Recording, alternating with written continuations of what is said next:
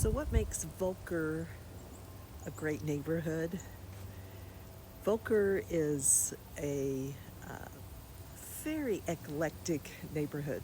And so for those of you who don't know where Volker is kind of like KU Med Center, West 39th Street. Volker runs into Westport. It is kind of an oddly defined neighborhood, but basically it runs along 39th Street, both south and north of 39th Street to State Line and to basically Southwest Traffic Way. Now, there's some other neighborhoods kind of within that. So like you have the historic Roanoke neighborhood, which is the bigger, more historic houses. So there's a little section of that just south of Roanoke Park. You also have Coleman Highlands, and then as you go across Southwest Traffic Way, then you get into Valentine. But Volker is just a very interesting neighborhood. I feel like it's a neighborhood that serves the KU Med Center staff, student population. There's a mix of rentals and home ownership here. It's a very artsy neighborhood, very diverse, and the housing stock in this neighborhood is also very artsy and diverse. And I will show you what I mean by just this one block. I'm going to show you the 35th block of Genesee. I've sold 2 houses on this block. Just showed another house today. So it'll give you a nice little flavor of Volker. And one of the reasons I started Urban Cool KC 19 years ago and started our Facebook page in 2011 was to showcase, curate the uniqueness of Kansas City homes, the urban core of Kansas City homes. They're not cookie cutter homes. They're definitely older, vintage, some are historic, but it's just so cool to be able to have a house that you don't have to paint the same color. Right now the trends in the suburbs are the grays and the tans, light tans, browns, whatever. So, and most of the time your neighborhoods, your suburbs, in the suburbs, your subdivisions are typically very all look the same almost. There's some variations, but in your urban neighborhoods, and Volker especially, it's not like that, which I find very interesting myself personally. That's why we started Urban Cool KC as a realtor group 19 years ago, going on 20 years ago.